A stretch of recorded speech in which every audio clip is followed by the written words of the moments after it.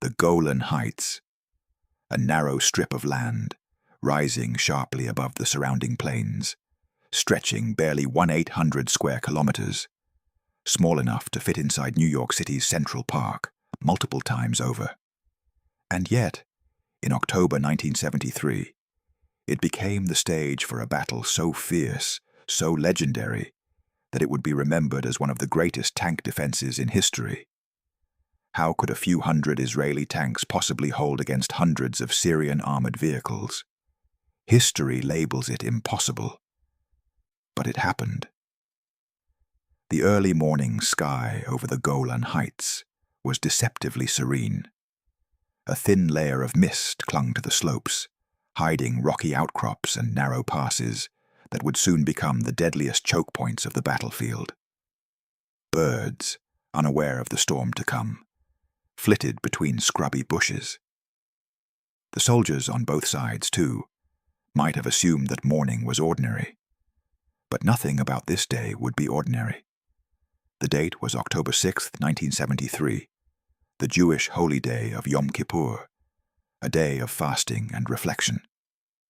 Israel's forces were at their most vulnerable, spread thin across multiple fronts. Intelligence reports had hinted at rising tensions with neighboring states, but no one anticipated the precise storm that would descend from the east. On the Syrian side, hundreds of tanks and thousands of soldiers waited silently along the border. For years, they had studied the Golan Heights, aware that this narrow plateau was Israel's strategic shield against Syria. Capturing it would not only be a psychological blow, but also a tactical advantage, a gateway into northern Israel. For the Israeli defenders, the odds were daunting. Roughly 180 tanks, some of the aging Centurions, others the newer Magak models, stood ready, scattered across the ridges, valleys, and small settlements that dotted the plateau.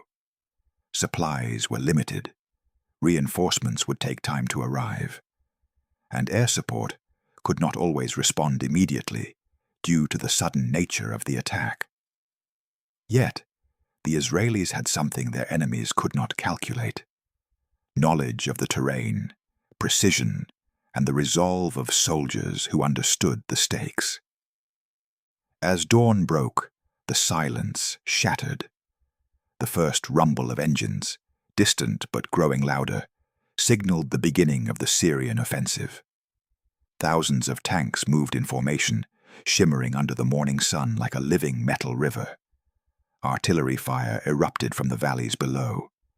It was a coordinated assault, a plan executed with military precision, aiming to sweep the defenders aside before they could organize. From the Israeli perspective, the situation seemed hopeless.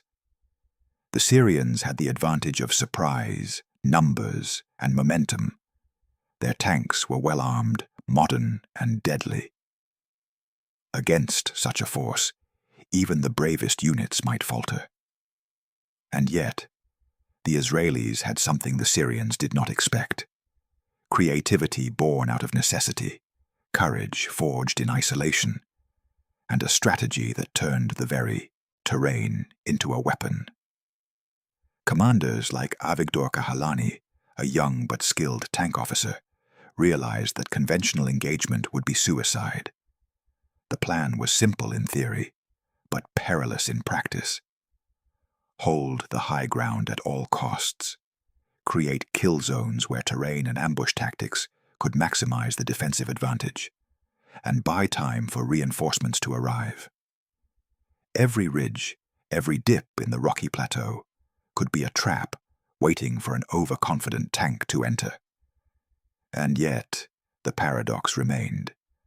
How could a force outnumbered almost 3-1 hope to survive against such an overwhelming offensive? The early clashes were swift and brutal. Tank duels erupted across valleys and ridges. Some Israeli crews fired accurately from concealed positions. Others were forced into desperate retreats under heavy fire. The terrain, normally an ally, sometimes betrayed them. Rock slides, narrow passes, and poor visibility turned the battlefield into a chaotic chessboard of life and death. Even as the battle commenced, small acts of heroism became legend. A single Centurion tank, commanded by a determined crew, might hold an entire valley against a formation of Syrian T-55s. A well-timed artillery strike could decimate a tank column, temporarily halting the enemy's advance. Every second counted. Every decision could tilt the balance. And the paradox deepened. In moments where defeat seemed inevitable, improvisation became the key to survival.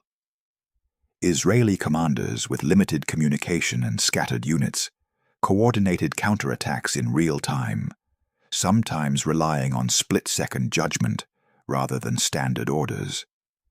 By mid-morning, it was clear that the battle for the Golan Heights was not just a clash of metal and firepower. It was a test of will, strategy, and courage. For the Syrian forces, overwhelming numbers and careful planning were expected to deliver victory. For the Israelis, the same numbers presented an opportunity. By using the terrain intelligently, striking at exposed units, and creating confusion, they could turn the seemingly impossible into the achievable.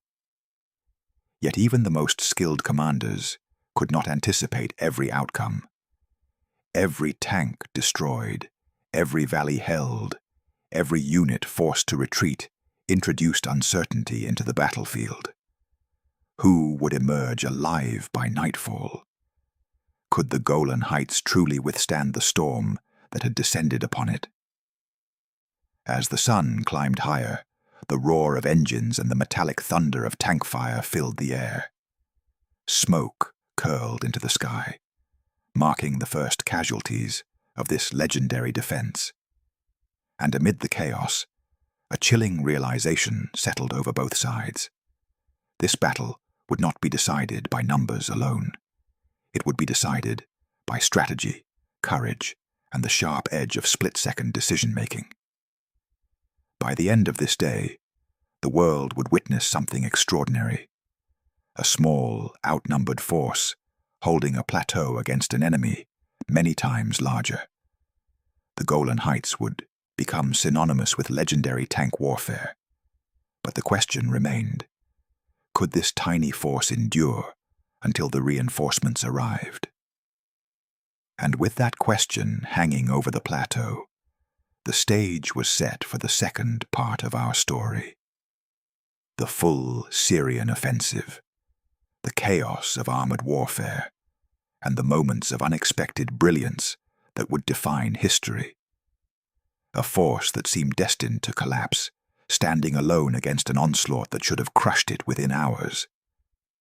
How could a few hundred tanks and a handful of infantry hold against the might of an entire armored division?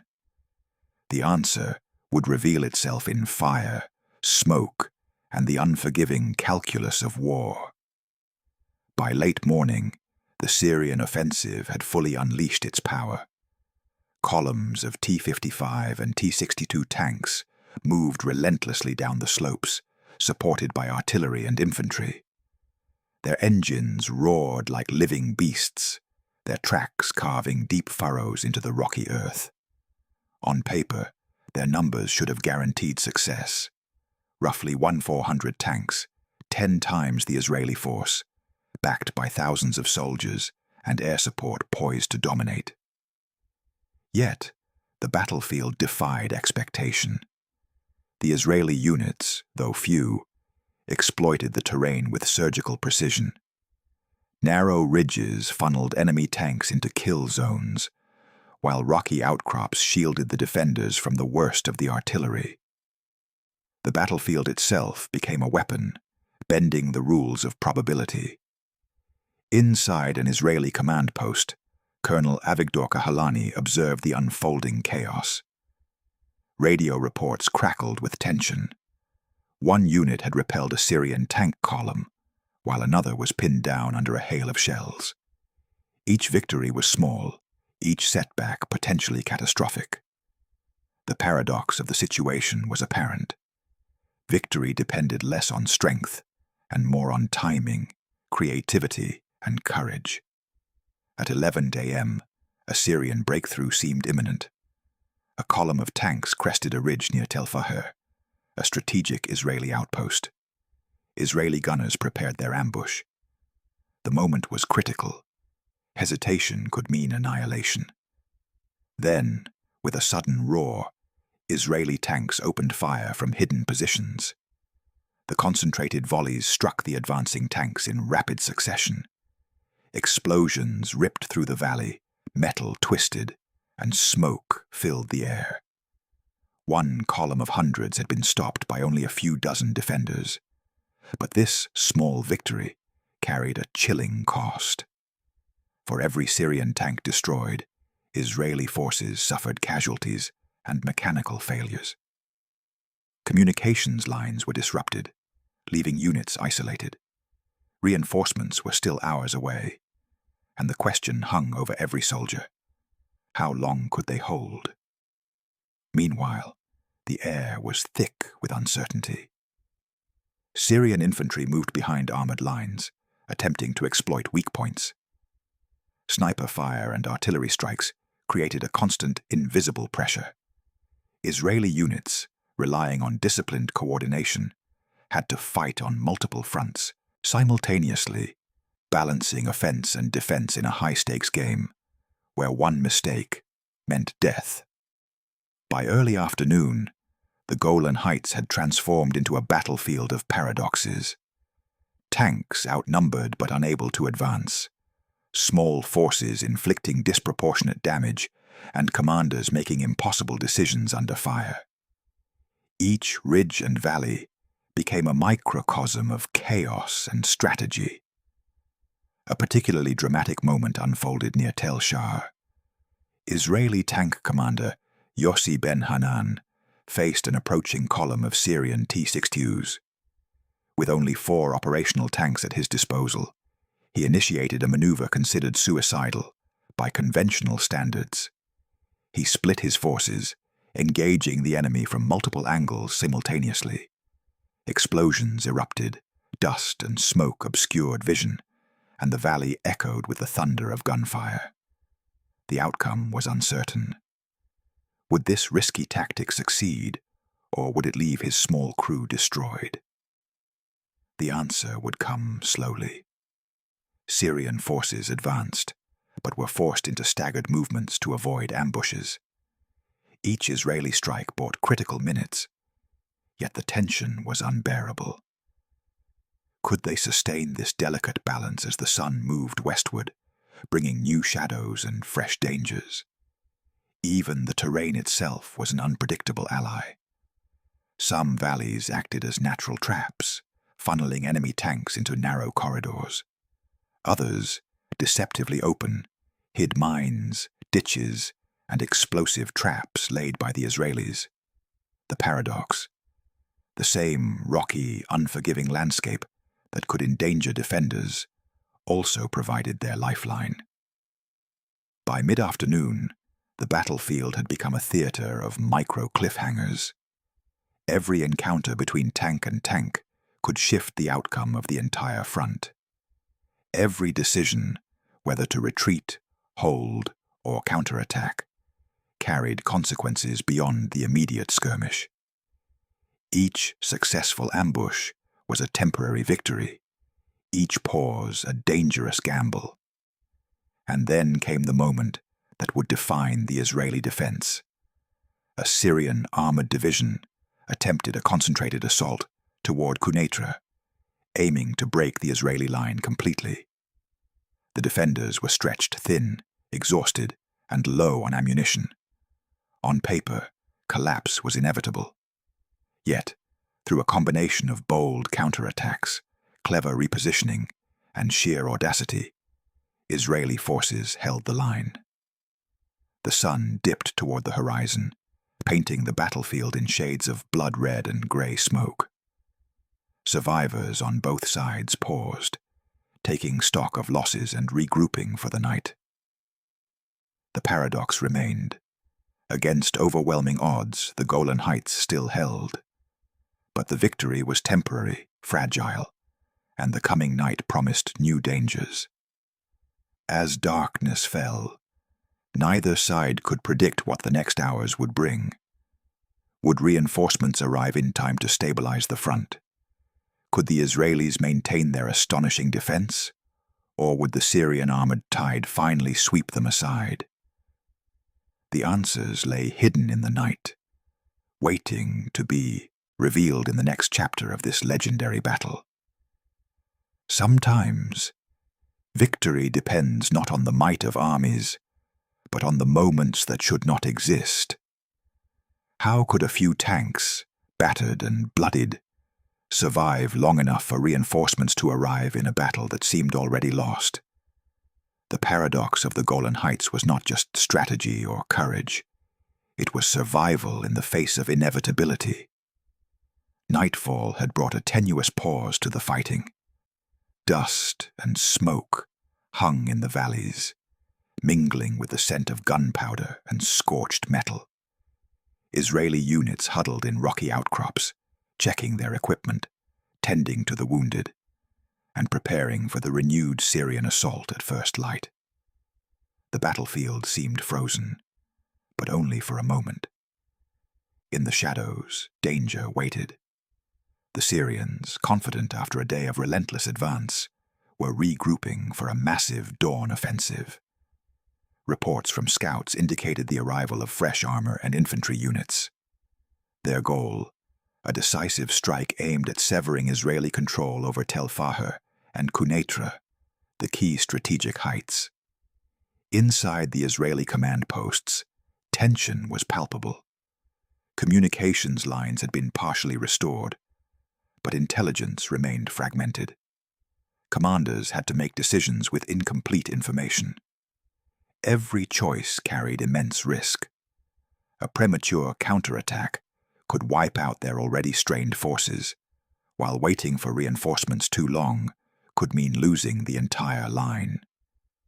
Then came the first glimmer of hope. Israeli reserves, rushed from the valley of the Sea of Galilee, began arriving under the cover of darkness. These reinforcements included Centurion tanks, highly trained crews, and specialized artillery units. The paradox was striking. A small, exhausted force, holding against an overwhelming enemy, now had a chance to strike back. Yet even these reinforcements were too few to face the Syrian numbers directly. Success depended on timing, positioning, and audacity. As dawn broke, the battlefield erupted once again.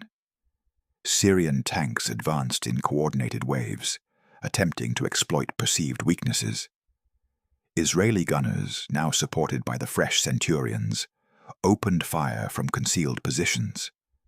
Explosions tore through the valley as tanks and artillery collided. Smoke and fire obscured vision, creating a surreal, almost nightmarish theater of war. One particularly harrowing engagement occurred near Tel Shah Ridge, where Israeli and Syrian tanks faced off at a distance of less than a kilometer. Israeli gunners, using advanced spotting and targeting techniques, picked off the lead Syrian tanks, causing chaos in their ranks. The paradox was evident. Precision and strategy allowed a small force to disrupt a much larger enemy, turning the battlefield into a deadly chessboard. Meanwhile, Israeli infantry leveraged every advantage the terrain provided.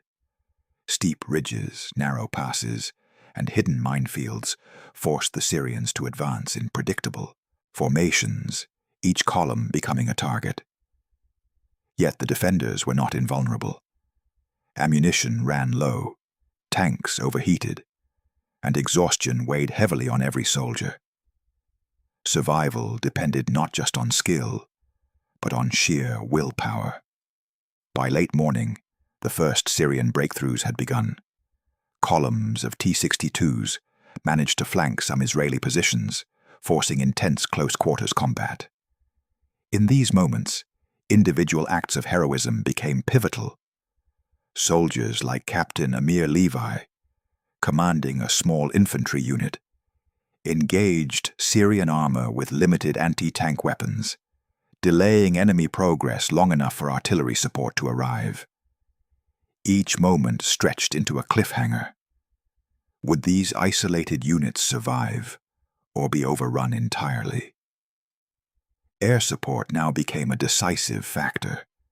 Israeli Mirage III fighters roared overhead, striking Syrian armored columns with precision-guided bombs. The sight of jets diving and firing created a temporary psychological edge, forcing the Syrians to disperse and rethink their strategy. Yet the paradox remained. Despite superior air support, the Syrians were still able to regroup and continue their assault. The battlefield had become a relentless tug-of-war between firepower, terrain, and human courage. In one of the most critical sequences, Israeli tanks executed a daring pincer maneuver against a Syrian armored division near Tel Fasher Plateau.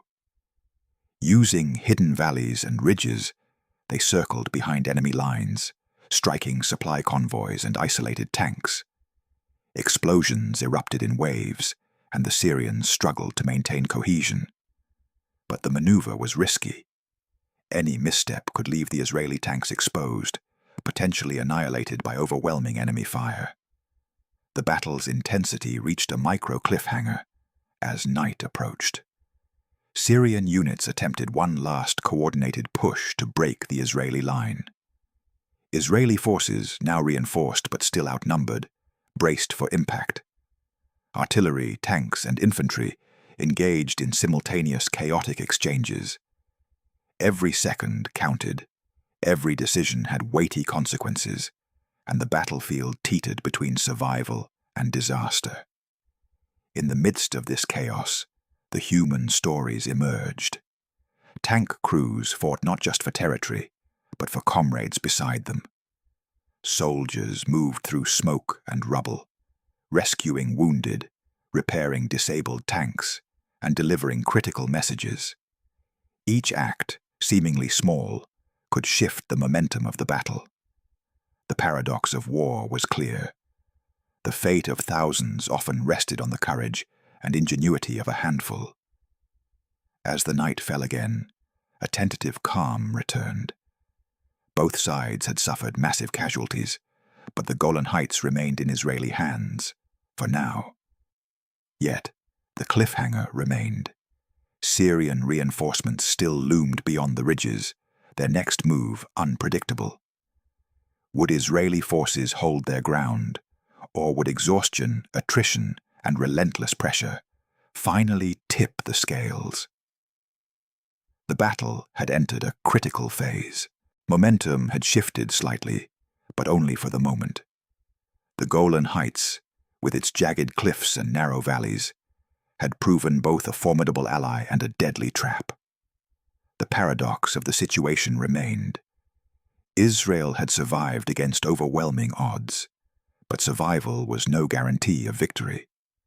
The night ahead would test every skill, every ounce of courage, and every strategic decision made on this legendary battlefield. As darkness descended once more, the sounds of war faded to a tense murmur. The soldiers knew that the coming dawn could be the last for some. Every tank, every man, every decision counted in the invisible ledger of fate. And in the Golan Heights, fate had always been unpredictable.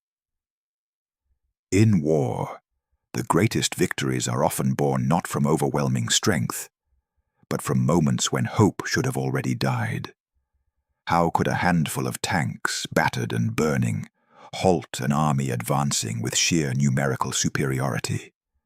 The Golan Heights held secrets that would turn the tide in ways no one could have predicted. The early hours of dawn brought a chilling stillness over the battlefield. The smoke of previous artillery barrages hung low, and scorched earth marked the ground where Syrian and Israeli forces had collided.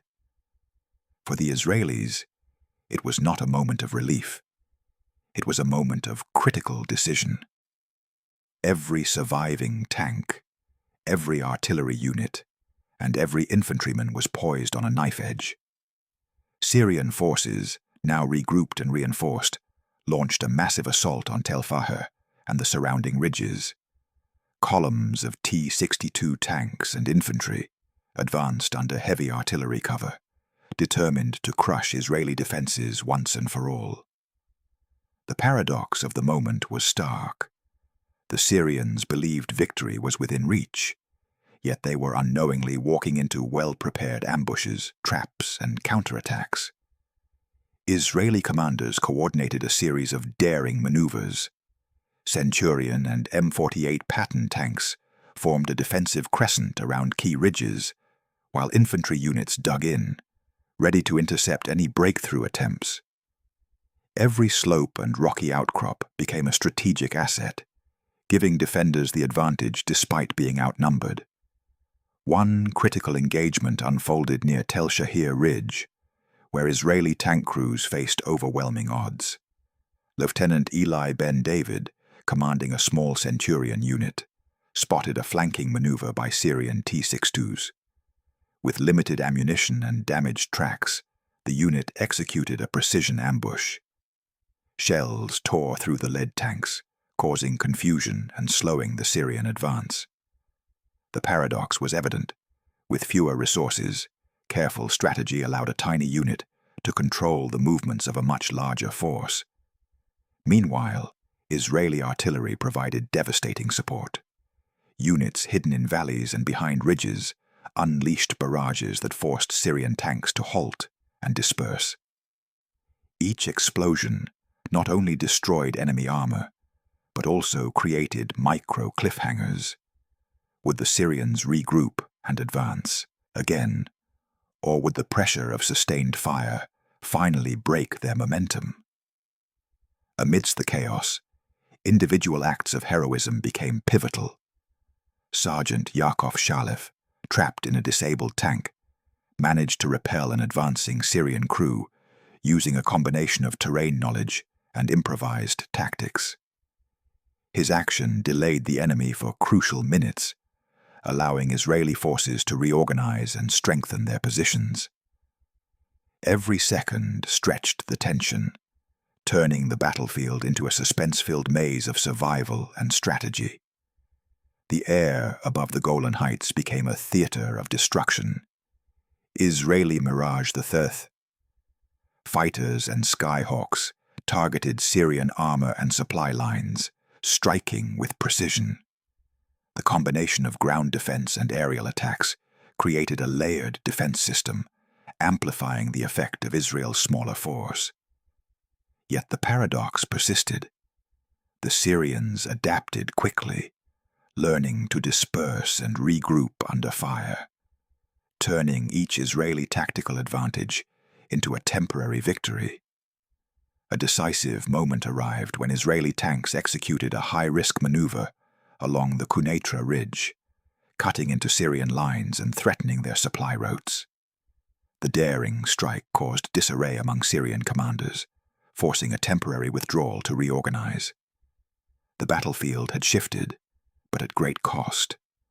Fires raged across valleys, soldiers were exhausted, and communication lines were fragile. Every tactical gain carried the shadow of potential disaster. The part's cliffhanger emerged in the heat of the battle. A Syrian column, hidden in fog and smoke, was advancing toward an exposed Israeli artillery battery. If it reached its target, it could destroy crucial firepower and reopen the way for a full-scale breakthrough. Israeli commanders had to make a split-second choice: risk sending reinforcements into near-certain danger, or watch a vital position fall. The suspense lingered like smoke over the ridges. Would the defenders succeed, or would the Golan Heights slip from their grasp?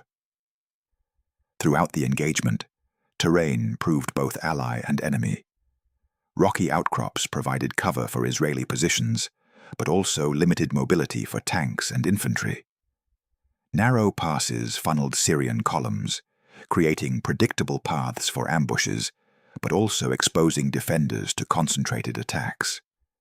The paradox of geography was clear. The same land that offered protection could also become a death trap in the wrong hands. In one of the most intense sequences, Israeli forces faced simultaneous threats on multiple fronts. Tanks were attacked from flanks, infantry positions came under mortar fire, and artillery units risked being overrun.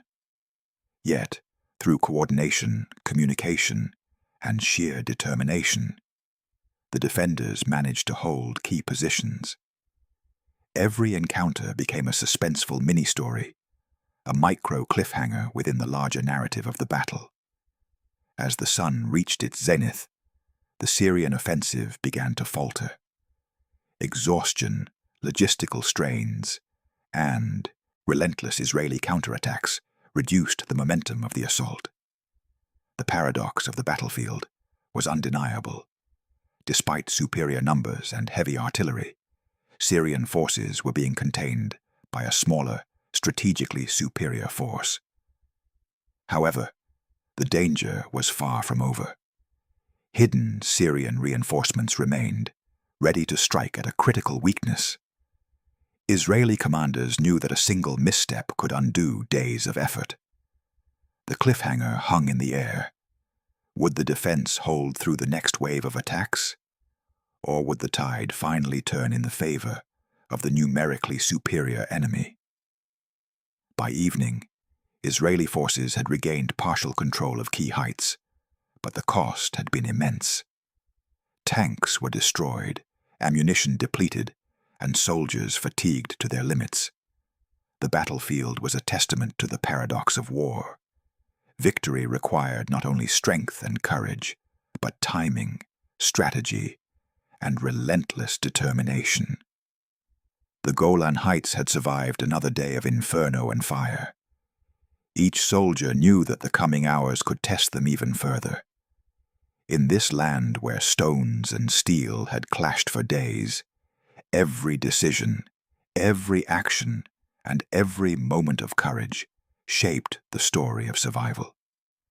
The final chapter was near, and the battlefield still whispered secrets of those who dared to hold the line.